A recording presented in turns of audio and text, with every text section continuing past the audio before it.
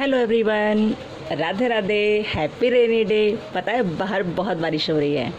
देखिए अभी हम सुबह सुबह इसलिए आ गए क्योंकि कल जो पेपर कराया था ना, उसमें कुछ बच्चों को कुछ शंकाएं हैं। तो हमने सोचा कि वो कुछ गलत न सीख जाएं या कोई भी कुछ हमारी वीडियो से गलत न सीख जाए, इसलिए जो प्रश्न सशंकित हैं, जिन प्रश्नों में शंका है, तो उनका निवारण कर देते हैं। इस वजह से हम यहाँ सुबह सुबह आ गए आपके सामने। बाहर बहुत बारिश हो रही है, बहुत अच्छा मौसम हो रहा है। आप सभी मौसम का आनंद लें। फ़िलहाल मौसम के आनंद को छोड़कर आप यहाँ देखें कि कुछ प्रश्न कौन कौन से हैं जिनमें बच्चों को शंका है। ठीक है, देखिए ये कल वाला ही पेपर है, डी सीरीज पेपर 204 EPC 3। ठीक है, ये निकाल लीजिए आप अपना, जो कल आपने सॉल्व किया था ना, वो निकाल लीजिए आप अपना। तो इसमें डी सीरीज में तो इसमें आप अपना प्रश्न नंबर 44 निकालें। ठीक है, प्रश्न नंबर 44 कौन सा है, देखिए हम दिखाते हैं आपको।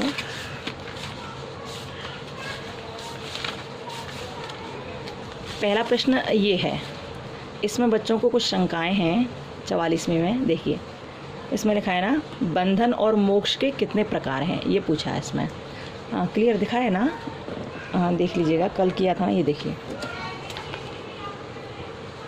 ये लिखा है, बंधन और मोक्ष के कितने प्रकार हैं। बंधन मोक्ष के प्रकार पूछे हैं। How many type of bondage and salvation have been described.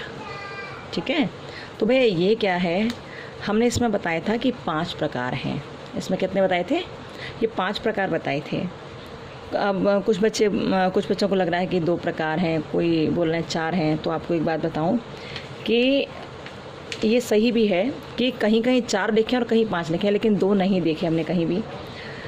ये जो पेपर सॉल्व होकर आता है ना, ये हमने आपको कई बार बताया है कि बहुत अच्छी फैकल्टी से सॉल्व करती है, तब हमारे पास तक आता है ये, वही आपके पास तुरंत प्रस्तुत किया जाता है।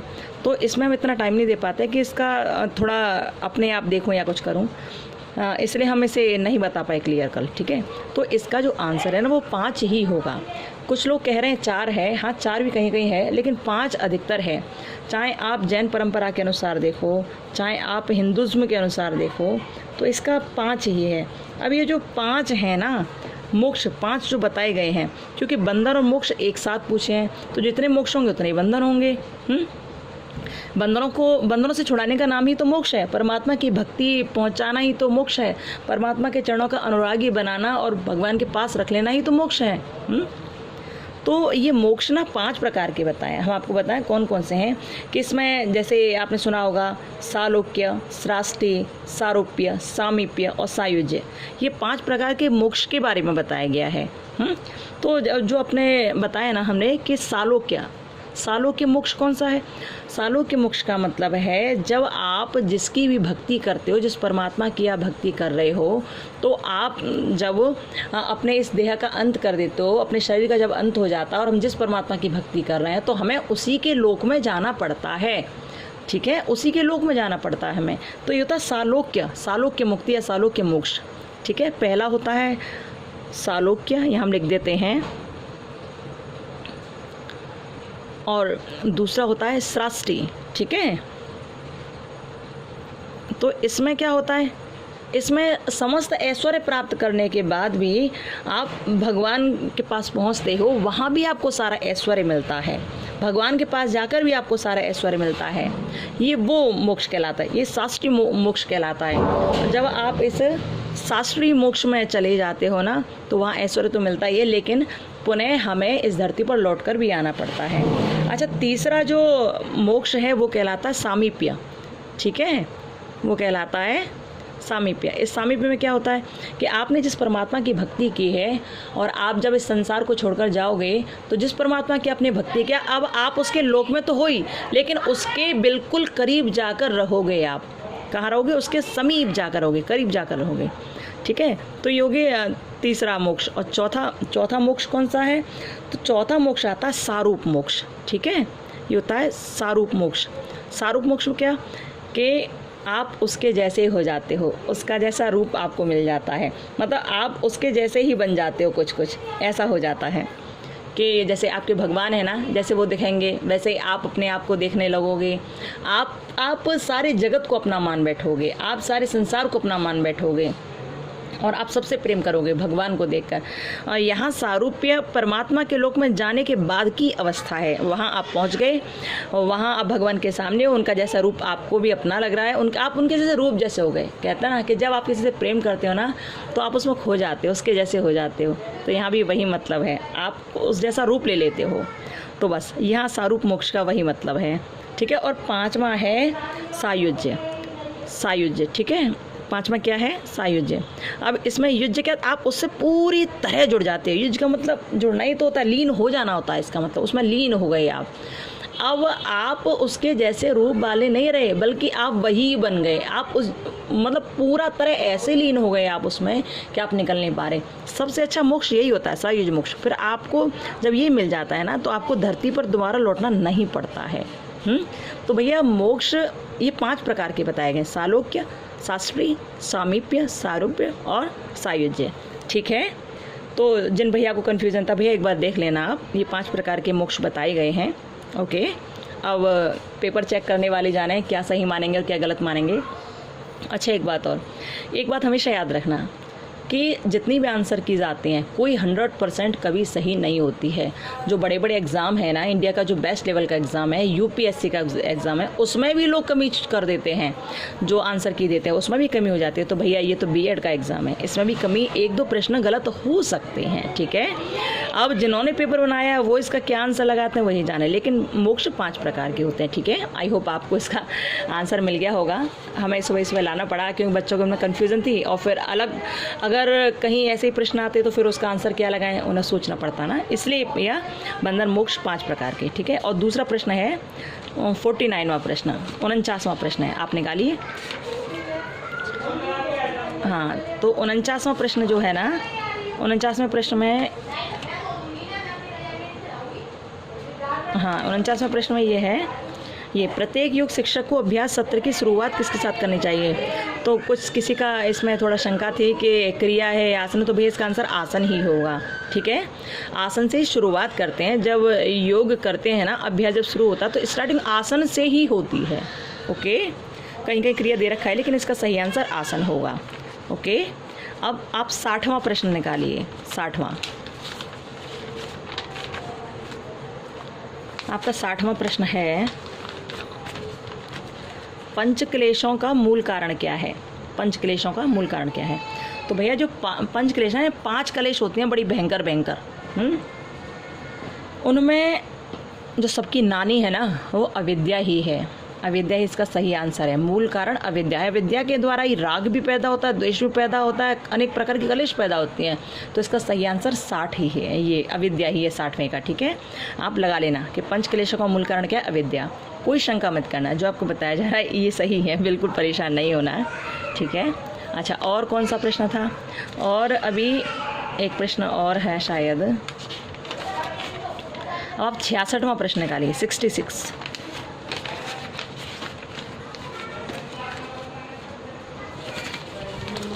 हाँ, ये 66वां जो प्रश्न है ना, इसमें थोड़ी शंका है। शंका कैसी आपको बताऊं, शंका क्या है इसमें?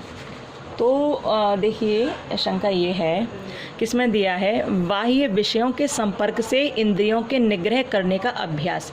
निग्रह करने का मतलब होता है रोकने का अभ्यास, ठीक है। जो बाह्य विषय हैं उनके संपर्क से हम इंद्रियों को कैसे रोकें, तो इसका आंसर क्या लगेगा? हमने आंसर बताया था आपको यम। अब देखिए क्या है कि यम में आप जानते हो ना, इसमें पाँच इसके व्रत हैं, यम के होते हैं ना 5 व्रत। सत्य, अहिंसा, अपरिग्रह, ब्रह्मचर्य होते हैं ना, और अस्तेय, ये 5 होते हैं। 5 में ये ब्रह्मचर्य जो आता है ना, ब्रह्मचर्य, तो इस ब्रह्मचर्य में क्या है? ब्रह्मचर्य में आप ऐसा करते हो कि आप बाहर की जो विषय है ना उनसे आप अपनी इंद्रियों को रोकते हो, हटाते हो, ठीक है। और हटाते हो तो फिर क्या, आपका ध्यान लग जाता है भगवान की ओर, ठीक है। आपका ध्यान लग जाता है भगवान की ओर। ब्रह्मचर्य का मतलब ये होता है कि बाहर की चीज़ों से हटाकर आप उसमें रम जाओ, किसमें? ईश्वर में रम जाओ, भगवान में विचरण करने लगो, ब्रह्म में विचरण करने लगो। ब्रह्म यानी कि ब्रह्म, और चर्या का मतलब होता है उसमें चरण करते रहो, उसमें घूमते रहो, आप फिरते रहो, विचरते रहो। तो ब्रह्मचर्य का मतलब ये है कि आप अपनी बाह्य विषयों से हटाकर इंद्रियों को ब्रह्मचर्य में लगाओ। लेकिन लेकिन लेकिन दूसरा इसका सही उत्तर प्रत्याहार भी हो सकता है भैया। अब देखो प्रश्न ये 66वां है और एक प्रश्न और है, ये हमने देखा ये वाला, ये 78वां, ये इन दोनों को देखो, दोनों में समानता है लगभग। तो यहाँ तो ब्रह्मचर्य भी हो सकता है, लेकिन जब प्रत्याहार की बात होती है ना, तो प्रत्याहार का मतलब क्या होता है? प्रत्याहार में ऐसा होता है कि प्रत्याहार में भी आप इंद्रियों को बाह्य विषयों से हटाते हो और अंतर्मुख कर लेते हो इंद्रियों को। यानी कि आपकी जो इंद्रियां हैं ना, वो बाहर की ओर से हटकर अंतर्मुखी हो जाएंगी। यदि प्रश्न में होता कि बाह्य विषयों के संपर्क से इंद्रियों का निग्रह करे और अंतर्मुखी कर दे, तो प्रत्याहार हो जाता। ठीक है, प्रत्याहार हो जाता। और यहाँ पर भी प्रत्याहार हो सकता है, ये नहीं है कि ना हो, बिल्कुल हो सकता है। अब जिन्होंने पेपर बनाए वो क्या लगाएंगे वही जाना है। तो यहाँ पर प्रत्याहार भी हो सकता है और यम भी हो सकता है। ठीक है, दोनों के चांसेस हैं भैया। अब वो क्या सही करेंगे वही जाना है। प्रत्याहार का मतलब ही ये होता है, जो प्रत्याहार का मतलब होता है ना, प्रति आहार, इसका मतलब ये है कि आपने कुछ खाया और आपने कुछ निकाला, यानी कि आप मुंह से खा रहे हो, मुंह के द्वारा उगल ले, तो ये उगलने जैसी स्थिति हो जाती है। खाना और निकालना, ये उगलने वाली स्थिति जो होती है ना, ये प्रत्याहार कहलाती है। ठीक है, तो इसमें क्या होता है, इसमें भी इंद्रियों को जो बाह्य विषय होते हैं ना, उनसे हटाया जाता है। इंद्रियों को बाह्य विषयों से हटाया जाता है और इसे भी वश में करते हैं, इंद्रियों को वश में करता है, मन अपने वश में कर लेता है इंद्रियों को। ठीक है, तो प्रत्याहार में वो होता है। भैया पूछ रहे थे प्रत्याहार क्या होता है, तो भैया प्रत्याहार का जो अर्थ होता है वो उगलने जैसी स्थिति होती है और इसमें भी इंद्रियों को विषयों से दूर करके अंतर्मुखी किया जाता है, यानी कि अंतःकरण में समाहित कर दिया जाता है, यानी कि मन के भीतर रोक लिया जाता है, फिर भटकता नहीं है मन। ठीक है, तो इसमें आप यम भी लगा सकते हो, प्रत्याहार भी। अब वो लोग क्या आंसर देंगे देखा जाएगा। प्रत्याहार भी इसमें बिल्कुल हो सकता है, कोई शंका नहीं है, मेरा रत्ती भर शंका नहीं। ठीक है, अब इसका जैसा ही प्रश्न है, बिल्कुल ऐसा ही प्रश्न है ये 78वां प्रश्न। 78वां प्रश्न देख रहे हो, इंद्रियों पर नियंत्रण करने के लिए अभ्यास किया जाता है। किसका अभ्यास करते हैं? तो वही बात कि आप यम में जो ब्रह्मचर्य है उसका भी अभ्यास कर सकते हो और यहाँ प्रत्याहार भी सही है। दोनों ही एक से प्रश्न है, वो लोग क्या आंसर लगाएंगे देखा जाएगा। ठीक है, यहाँ प्रत्याहार भी सही हो सकता है। दोनों में कुछ भी, ये लोग यम भी लगा सकते हैं प्रत्याहार भी, और यहाँ भी यम भी लगा सकते हैं प्रत्याहार भी। ठीक है, ये 78वां प्रश्न था ये वाला डी सीरीज का, और ये 66वां प्रश्न है। तो आप समझ पा रहे होंगे। अच्छा, ये तो हो गए प्रश्न। और क्या है, और प्रश्न है एक 96वां कौन सा प्रश्न है भैया, देखते हैं। 96वां प्रश्न है, हाँ ये वाला, कौन सा, ये वाला दिख रहा है ना, देखिए ये मुक्त एवं बद्ध किस आसन के प्रकार हैं? तो मुक्त एवं बद्ध कौन से आसन के प्रकार हैं? हमें भी इसमें पद्मासन ही लग रहा था बिल्कुल पूरी तरह से, लेकिन क्या है कि जब वहाँ से चेक कराए ये, तो उन्होंने सिद्धासन बताया, इसलिए हमने बिना कुछ ज़्यादा पढ़े सिद्धासन ही लगा दिया था। लेकिन इसका करेक्ट आंसर पद्मासन ही होगा। हाँ, यहाँ गलत हुआ है भैया, आप इस आंसर को ज़रूर करेक्ट करना। और भैया जिन्होंने ये बताया उनके लिए बहुत धन्यवाद। अच्छा, एक बात और आपको बताऊँ कि गलतियां हर एक में होती हैं, याद रखना। और हम अच्छी तरह जानते हैं कि कोई भी चीज़ कभी 100% सही नहीं होती, इसलिए हम अपनी किसी भी वीडियो में कभी ये नहीं कहते कि 100% गारंटी है सही होने की, कभी नहीं कहते, क्योंकि हमें पता है 100% कोई चीज़ सही हो ही नहीं सकती। आयोग वाले भी जब देते हैं ना, आंसर देते हैं, आंसर की करते हैं, तो वो भी उसमें 2-4 मिस्टेक कर देते हैं। फिर ये तो उन लोगों ने सॉल्व किया है, जो बड़े बड़े प्रोफेसर हैं, बेस्ट फैकल्टी हैं, उन्होंने सॉल्व किया है ये। लेकिन जिसने पेपर बनाया है वो क्या आंसर देंगे, वो तो वही जाने ना। तो भैया 2-4 गलती बिल्कुल हो सकती हैं, बिल्कुल हो सकती हैं। बस आप ये ध्यान रखिए कि जहाँ भी आपको गलती लगे तो प्लीज़ कंफर्म कराएं, प्लीज़ बताएं एक बार, क्योंकि आप जब बताओगे ना तो उन पर हमारा भी ध्यान जाएगा, फिर हम उन्हें देखेंगे और देखेंगे तो फिर हम उन्हें करेक्ट कर पाएंगे। देखो, ये आपका ही चैनल है, यदि यहाँ गलत होगा तो आपको ही सुधारना है।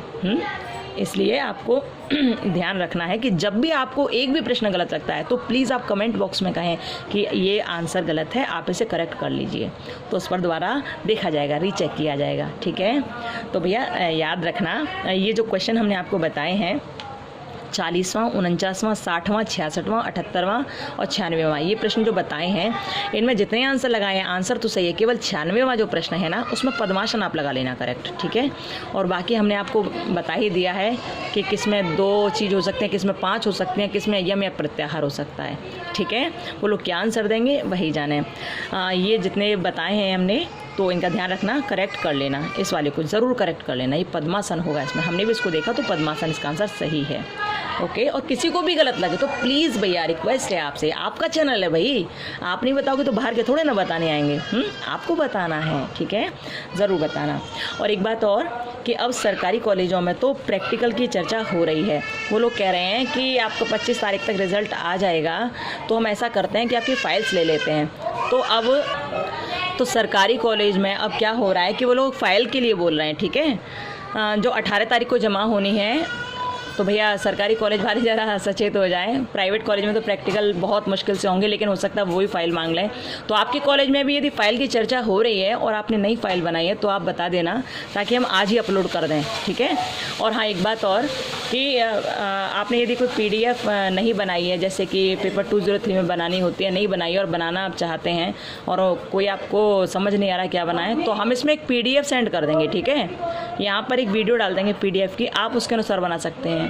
यदि आप उसके अनुसार भी नहीं बना पा रहे, आप ये कहेंगे कि आप PDF वैसे ही दो, पेपर फॉर्म में दो, तो आपको वैसे भी मिल जाएगी, ठीक है।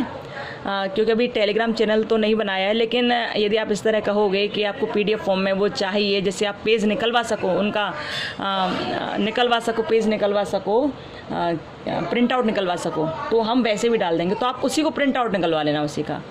यदि वो लोग कहें कि जल्दी जल्दी बनाओ तो आप उसको उसी को निकलवा कर दे देना, ठीक है। जैसे भी आपको लगे कि आप जिस तरह की आपको हेल्प चाहिए आप बोल दीजिएगा बस, ठीक है। यदि हमारे पास होगी वो सब चीज़ तो हम आपको ज़रूर देंगे, आप टेंशन ज़रा भी मत लेना, ठीक है। क्योंकि प्रैक्टिकल की चर्चा हो रही है, प्राइवेट में तो नहीं होंगे प्रैक्टिकल, वो लोग तो वैसे भी कर देते हैं, लेकिन फाइल मंगा सकते हैं, ठीक है। और किसी भी प्रश्न में, किसी भी पेपर में, किसी भी प्रश्न में आपको कोई भी शंका हो तो प्लीज़ आप बताइएगा ताकि उसे दोबारा देखा जा सके, ठीक है। आपको ही सही करना है, आपको ही सही करना है, आपका ही ये ग्रुप है, ठीक है। और खुश रहिए, मस्त रहिए। कोई भी प्रश्न आपको लगता है कि इसमें कन्फ्यूज़न है तुरंत कहिए, कमेंट बॉक्स में बोल दीजिए तुरंत कि इसमें थोड़ी कन्फ्यूज़न है, आप इसे क्लियर करें, ठीक है। ओके, खुश रहिए, मस्त रहिए और बाहर मौसम का आनंद लीजिए, ठीक है। राधे राधे, जय सिया राम। और कोई बात हो तो प्लीज़ आप बताइएगा, ओके। जय सिया राम।